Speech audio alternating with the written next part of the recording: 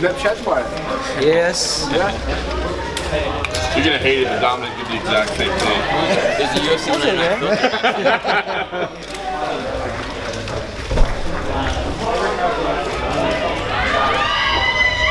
Well, you're right. Obviously, you've been a part of a lot of big fights, man. What's the feeling like this week? Dude, it's just been an excited one, man. I can't wait for this opportunity. It's my 42nd fight, so it's no joke. I've been doing this for a long time, and I still love it, and that's the reason why I'm doing it. I wonder, these rivalry fights like this, I mean, you guys both say you can't wait to get in there and punch each other, but does it get to a point where you're just tired of it and it's grating or tiring at all to have to deal with it? Yeah, a little bit. I mean, we just keep talking about the same thing over and over again. It is what it is, and we're going to fight. The talking aside, whatever's going to happen outside doesn't matter. It's about that door shutting. It's just mano a mano.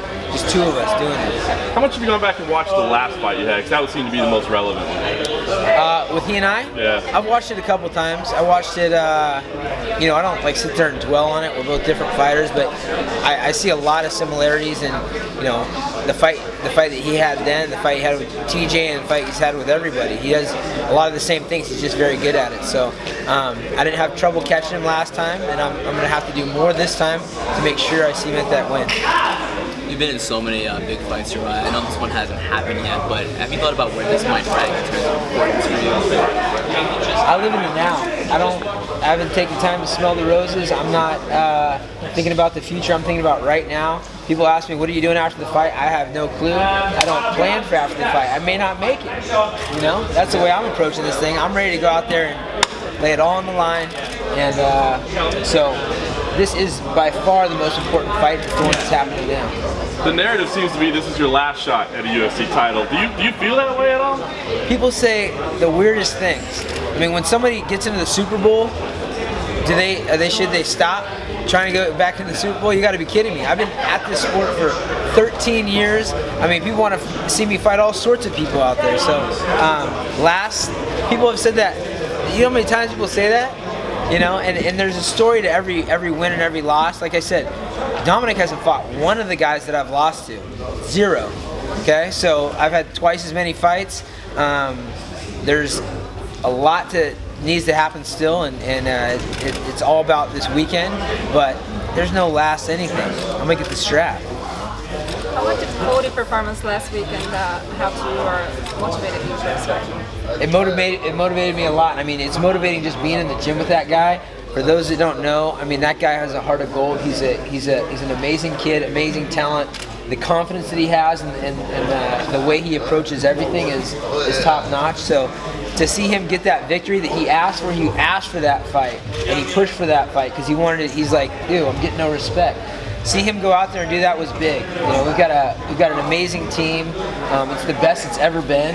And we're seeing guys like Josh Emmett that just stepped in on short notice and got a massive win. And the list goes on and on of our up-and-comers. So to see Cody go out there and represent and show the new age of Team Alpha Male is pretty awesome. You talk about having the new age. I mean, do you start thinking maybe it's getting towards the end for you at all? Or maybe it's time to not be active? Well, it's undoubtedly getting a lot closer to the end than it was 13 years ago. But I mean, this is a sport where you have to be realistic, and I train every day with killers, and I know where I stand. I'm at the top of the heap, so I'm not gonna put a label on anything of when's time or when's not time. I'm just going to enjoy myself, have a good time, train my butt off. I mean, this is really the best I've ever felt with a weight cut, with the fight preparation. And it's I've been a little bit stubborn. I'm a super health conscious guy. I'm a guy that has my whole life been in touch with health and nutrition and being active and things like that. But I've added in some supplements for the first time with Purist Labs. The first time I've ever taken stuff like directly after a workout. I'm a busy guy, so getting off the mat and getting to my car sometimes is, people in my face. You were a little concerned when we spoke a few weeks ago about the CSAC, the new rules that they're implementing for weight cutting. Yeah. Now that you know more about it, what do you think of it now? Do you think differently going into this fight week to prepare? No, it's. I actually like all the rules. They're doing us a favor. They're making sure that we're going to be hydrated. We're going to be, have the proper nutrition, all that stuff. So I love the new rules. I love all the changes that are happening. I love that USADA comes and knocks on your door early in the morning. It just makes me feel good because everybody knows what a proponent I am for anti-PEDs and the weight loss. I love the health, the way they're looking out for the fighters. It's amazing. Will you be weighing in early on Friday morning? Will you be taking advantage of that? 100%. I'll be there at 10 on the dot. How much like a bad blood? Does bad blood also influence the fight though? Like something that could be bad for somebody?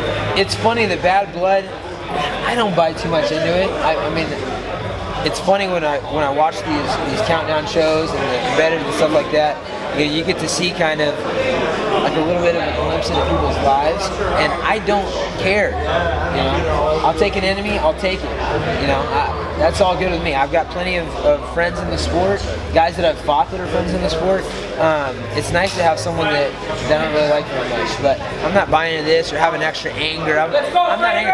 Hey, Biz Big! Looking against Cruz, I like Dominick as well. Yeah. Yeah, right. I mean, I don't know if I believe that. But yeah, it's gonna be a great time for me, man. I'm so excited. I feel so good.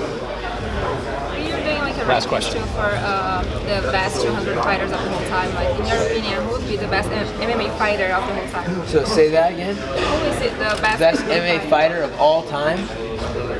Jeez, I'd have to give that some thought. There's a lot of great martial artists out there. But, the guy that I think embodies our sport the best is a guy like Dan Henderson. Dan Henderson is just tough mentally, he's tough physically, he doesn't quit. I've talked to guys that have trained with him. I've trained with him. One of my first weeks in the sport, in 2003, I got to train with Dan Henderson. And the guy's just always training hard, always believing in himself, doesn't talk much.